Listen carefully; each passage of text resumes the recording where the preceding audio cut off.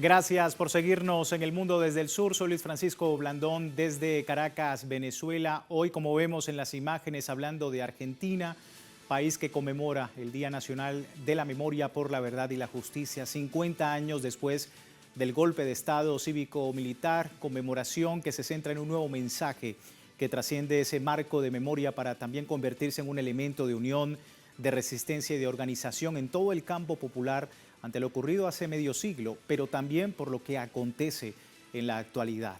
Movimientos sociales, organizaciones de derechos humanos nacionales e internacionales reiteran su preocupación por las medidas regresivas del gobierno de Javier Milei, desmantelamiento de instituciones dedicadas a la memoria, a la búsqueda de personas desaparecidas, la conservación de archivos y la promoción de los derechos humanos. La ONU ya ha advertido de un debilitamiento de los mecanismos de reparación y de apoyo a las víctimas.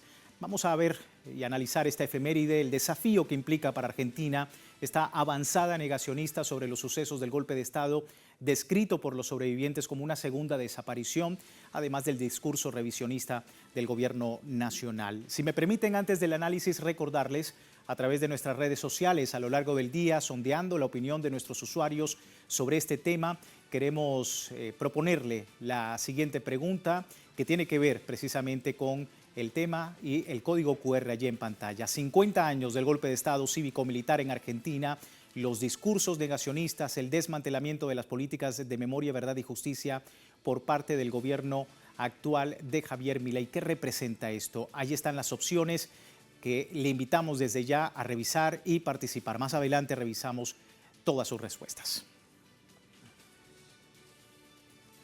Vamos de inmediato al análisis. Me acompaña en la distancia Atilio Borón, politólogo, sociólogo argentino, doctor en Ciencias Políticas por la Universidad de Harvard, Premio Libertador al Pensamiento Crítico 2012. Y bueno, importante su lectura sobre este día. Muchísimas gracias, doctor Atilio, por su tiempo con nosotros. Nuevamente, bienvenido. Qué gusto saludarle. ¿Qué tal? Buenas noches. El gusto es mío de participar ahí en tu programa.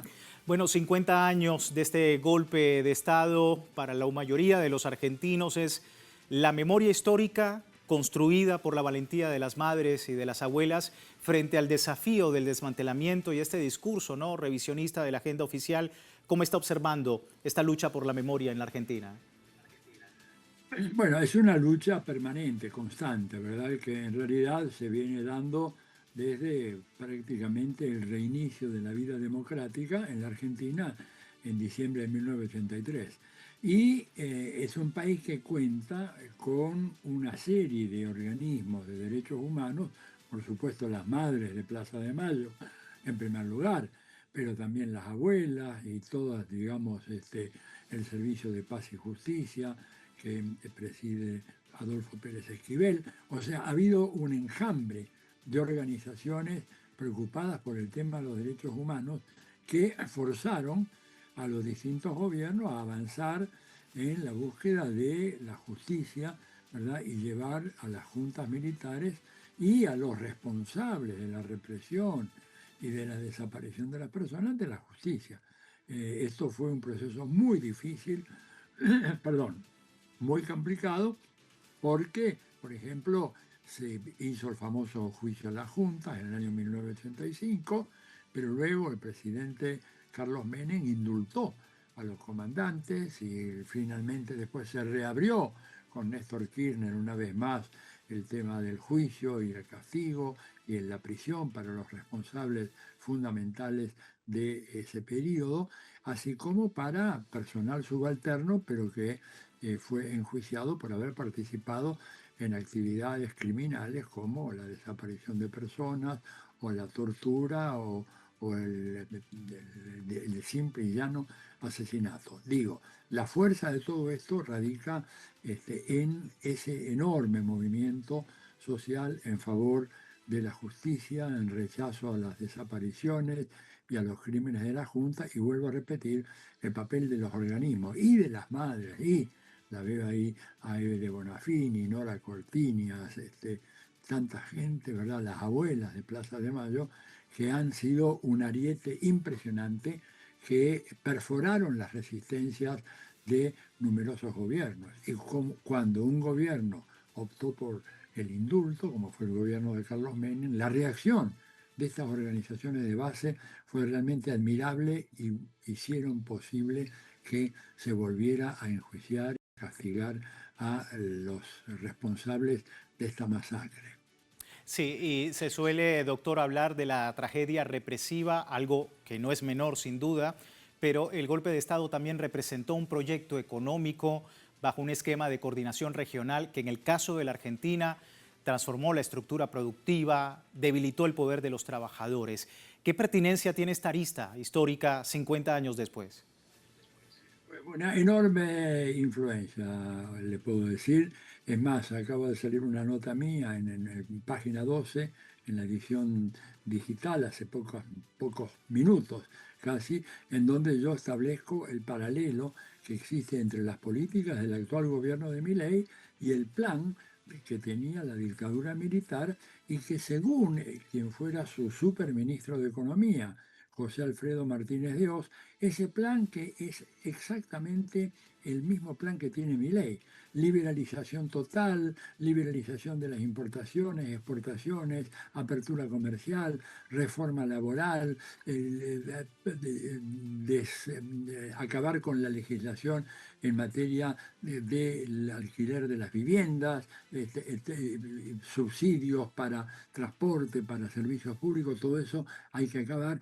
Eso fue lo que trató de hacer la Junta Militar, y Martínez de Oz, en un libro publicado en 1991, que se llama 15 años después, él dice que ese plan, ¿verdad?, no lo pudieron llevar a cabo porque la sociedad no los acompañaba y porque el golpe militar carecía, digamos, de la legitimidad suficiente como para encarar un programa de reformas económicas tan profundas como esa. Bueno, pues eso es lo que está haciendo ahora Javier Milei. O sea, Milei está culminando el proyecto económico de desindustrialización, de apertura indiscriminada, de liberalización total de los mercados, de abandono de las responsabilidades fundamentales del Estado. Ese plan, pergeñado por Martínez de Oz en 1976, en un famoso discurso que él pronunció el 2 de abril de ese año, cuando la Junta Militar apenas tenía poco más de una semana. Bueno, ese plan que quedó trunco con los militares, que no lo pudo retomar sino muy parcialmente Menem, muy parcialmente Macri, es el eje del actual gobierno de Javier Milei y es el que está generando este verdadero hecatombe en la economía argentina, de la cual evidentemente los grandes medios hegemónicos no hablan, porque en realidad, más allá de la incomodidad que les produce el personaje grotesco de Milei, están de acuerdo con las políticas económicas de este gobierno, como lo estaban con las políticas económicas del gobierno militar. Sí, sin duda. Y también nuestro equipo periodístico ha hecho pues un informe, ¿no? De todo esto en el plano económico, ¿no? El 2 de abril de 1976, mientras el país aún procesaba el asalto al poder institucional, José Alfredo Martínez de Oz se sentaba frente a los micrófonos para anunciar un programa de recuperación, saneamiento y expansión, que no solo era un anuncio económico, era una declaración de guerra financiera contra la clase trabajadora argentina. Vamos a ver. Bajo la consigna de libertad para los grandes empresarios, el programa ejecutó un ajuste fiscal severo y una reforma financiera que favoreció la especulación. Los resultados inmediatos fueron devastadores para la clase trabajadora. El salario real cayó un 40% solo en 1976 y la participación de los trabajadores en el ingreso nacional se desplomó del 45 al 27% hacia el final del periodo. Además, la deuda externa se multiplicó exponencialmente, pasando de 8.000 a 45.000 millones de dólares, financiada por el Fondo Monetario Internacional y organismos internacionales. Estos datos generan un paralelismo directo entre aquellas medidas y las políticas actuales de Javier Milei, señalando coincidencias en la derogación de la ley de alquileres, el ajuste fiscal y el respaldo del Fondo Monetario Internacional. Expertos describen este esquema como un plan de guerra que históricamente aumentó la pobreza, la desigualdad y el déficit de vivienda. Con la sombra de Martínez de Oz proyectándose en las medidas actuales, las movilizaciones en todo el territorio trascienden la memoria. Se levanta como un dique frente a un plan de guerra contra el bolsillo trabajador, que detrás de la palabra libertad esconde el mismo libreto de miseria planificada y endeudamiento que la dictadura impuso a sangre y fuego. Ahí teníamos entonces parte de los datos, doctor Atilio, y la preocupación sigue en las instancias públicas por el negacionismo, el revisionismo de la agenda oficial, las descalificaciones de las políticas de justicia transicional y bueno, su lectura también sobre esto que se ha llamado memoria, verdad y justicia completa por parte del gobierno de Javier Milei. Bueno, el gobierno de Javier Milei, yo diría que más que negacionista, es un gobierno que es un apologista del golpe militar de 1976, que vamos a aclarar, fue un golpe cívico, militar, eclesiástico, porque estas instituciones, las Fuerzas Armadas y la propia Iglesia, la jerarquía de la Iglesia Católica, no estoy hablando de los sacerdotes de la opción por los pobres, pero este golpe fue un golpe que tuvo esas tres patas, ¿no es cierto? Un sector de la sociedad civil, las clases dominantes en la sociedad civil, las Fuerzas Armadas y la jerarquía eclesiástica. Y esto es reivindicado hoy por el gobierno de Javier Milei. Es decir, no solamente hay una actitud de negación, sino demostrar de que eso estuvo bien hecho, de que era algo necesario que había que llevar a cabo, que había que sanear, la misma palabra usan ellos, a la economía argentina, y que la manera de hacerlo era dejando de lado todas las políticas intervencionistas del Estado argentino, que según Milei y la gente que lo acompaña, ¿no es cierto?, son políticas que al buscar la justicia social están realmente siendo responsables, cómplices de un robo. Para esta gente que viene de una lectura de los clásicos de la escuela austríaca, en donde para von Hayek, por ejemplo, la justicia social era un robo. Lo mismo dice Milei. En lo que no entiende o no quiere entender, o más bien le interesa muy poco, la desigualdad inherente y creciente que se ha generado en los capitalismos, tanto desarrollados como en los capitalismos de la periferia. Y la Argentina no es excepción a eso, y evidentemente si no hay un Estado que esté orientado a promover la justicia social, que ya desde la época de los griegos, o sea, Platón inaugura su libro La República, hablando de que la justicia es la virtud primera de las instituciones sociales. O sea, hay una tradición de 2500 años de respaldar lo que es la justicia social. E incluso algunos teóricos contemporáneos, como John Rawls, ha dicho lo mismo. Pero, bueno, el fundamentalismo de este anarcocapitalismo que gobierna la Argentina, que en realidad es más que un anarcocapitalismo, es un capitalismo absolutamente despojado de cualquier responsabilidad social en el caso del Estado, y que solo se preocupa, y estoy citando lo que dijo Milei, he venido a gobernar para agrandar sus bolsillos, dijo en una reunión de empresarios. Entonces, por supuesto, esto se traduce en un desmantelamiento de las instituciones estatales que justamente procuran atenuar los desequilibrios y las inequidades que provoca la lógica de los mercados, en donde, como todo el mundo sabe, en los mercados triunfa el más fuerte. O sea, el mercado es un mecanismo mediante el cual aquellos que tienen riqueza se enriquecen cada vez más y quienes no tienen riqueza se empobrecen cada vez más. Y la prueba la tenemos en el caso argentino. Mira, la medición más completa sobre la pobreza en la Argentina, lo que se llama la medición multidimensional, en donde tú mides no solamente los ingresos monetarios, sino el acceso a bienes públicos que son fundamentales en términos de condición ciudadana, porque la ciudadanía no se refleja tan solo en el acto de ir y votar cada 2 años. Ciudadanía significa, en un contexto democrático, acceso a la educación, a la salud, a la recreación, a la vivienda, al esparcimiento, todo eso. Bueno, cuando tú tomas todas estas variables en consideración, en la Argentina hay un 67% de personas que viven debajo de la línea de la pobreza, definida con un criterio científico, como es el criterio multidimensional, que toma en cuenta todas estas variables. O sea que esto ha sido una fábrica de generar pobres interminable, la que está sufriendo la Argentina desde el gobierno de Javier Milei. Y bueno, ahí vemos el claro contraste de todo esto que usted nos dice, profesor, con lo que hemos visto el día de hoy en las calles de Buenos Aires y también otras zonas del país, una masiva movilización el día de hoy. Vamos a estar hablando de esto en la próxima parte del programa. Doctor, permítame y proponemos una breve pausa. Al regreso, más de este análisis. Les recuerdo a la audiencia, tiene tiempo de participar en la encuesta que publicamos en redes sociales. Más adelante revisamos los resultados. Ya regresamos.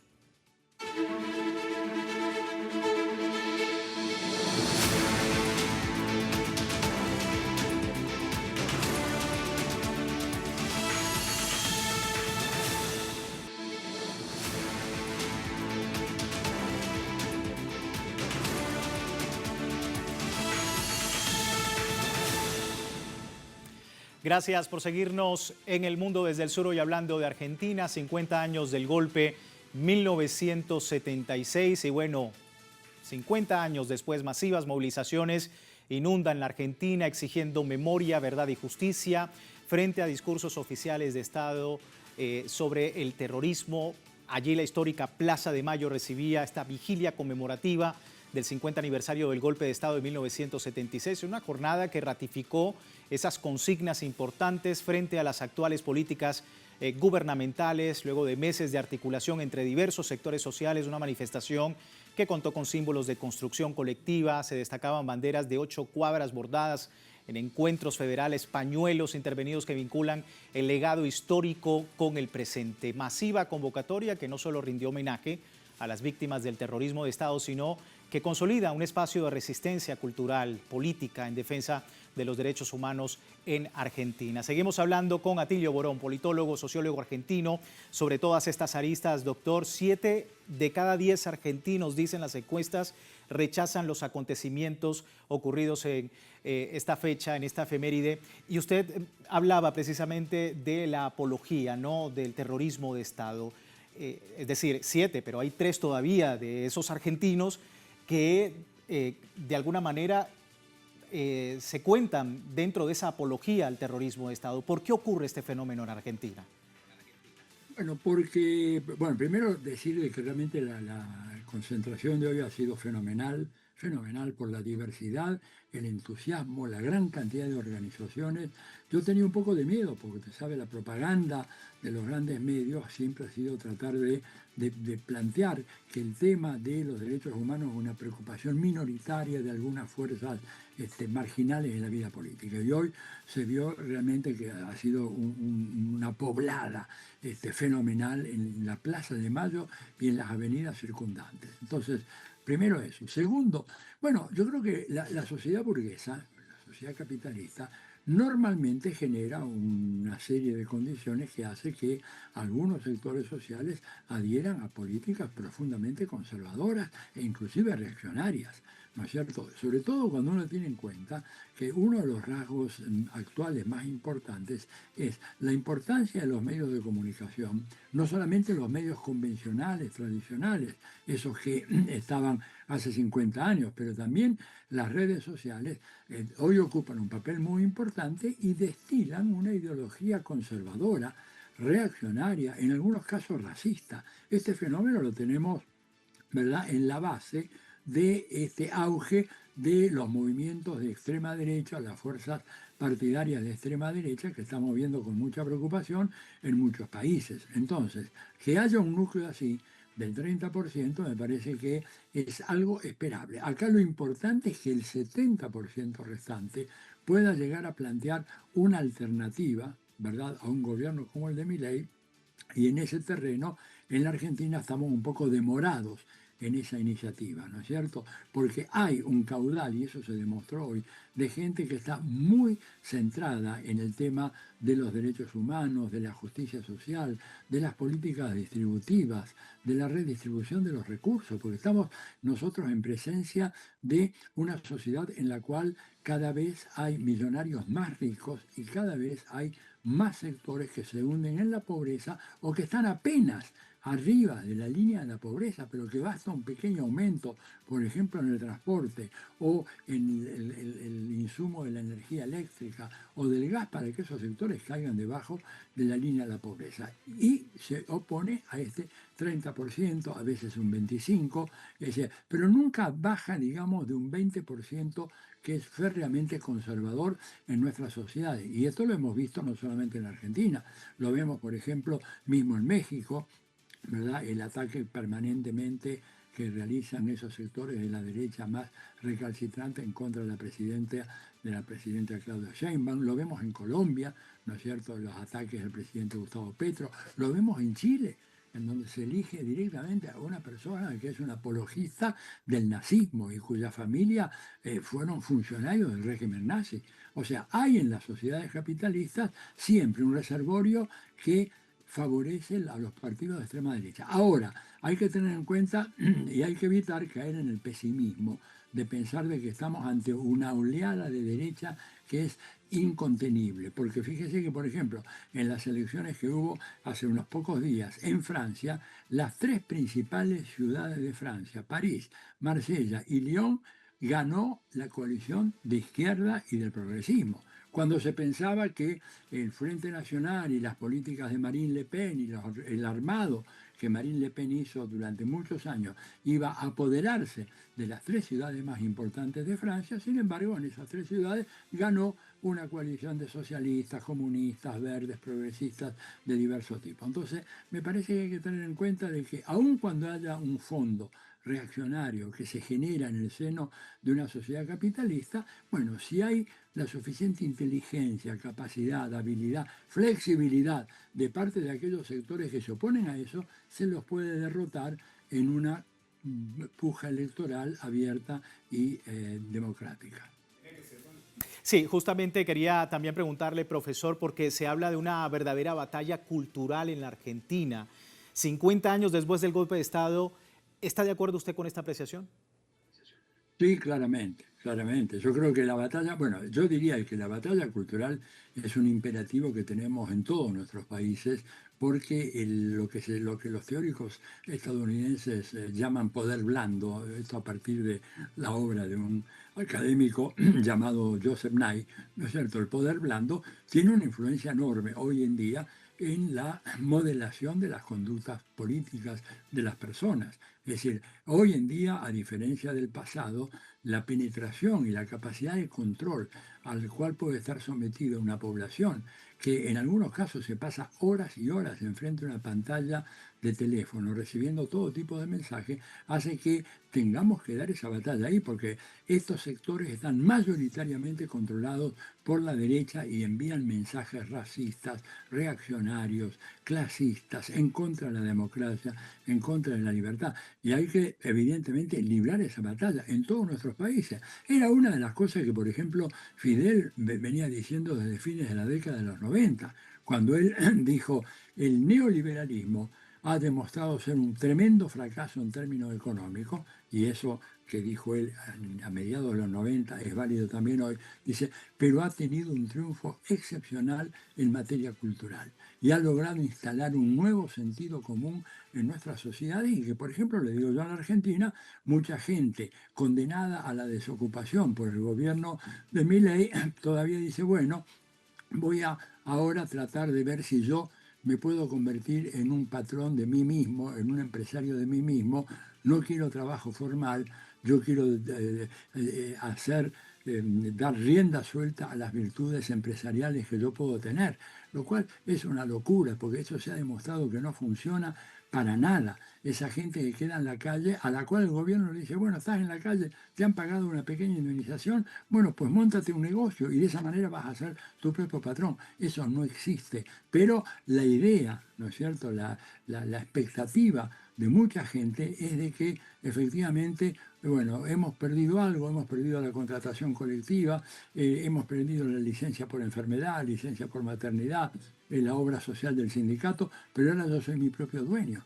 Yo he escuchado gente, no solo en Argentina, gente que está muy, muy mal, en condiciones muy lamentables desde el punto de vista económico y social, que sin embargo, ante ese castigo que le impone la economía neoliberal o los proyectos políticos neoliberales, reacciona diciendo, bueno, tal vez ahora es mi turno. O te dicen, por ejemplo, hay que darle tiempo a Milei para que tenga éxito. Y ojalá que si Milei llega a tener éxito, la Argentina se convierte en un país como, por ejemplo, Perú, que es uno de los países más desiguales de América Latina, aunque tiene una performance macroeconómica muy importante, ¿verdad? Pero la mayoría enorme de la población está en condiciones de pobreza y en muchos casos pobreza extrema. ¿Por qué? Porque esta economía basada en la explotación de productos primarios, en la minería y en la especulación financiera como la Argentina, no necesita el trabajo de la gente, simplemente ellos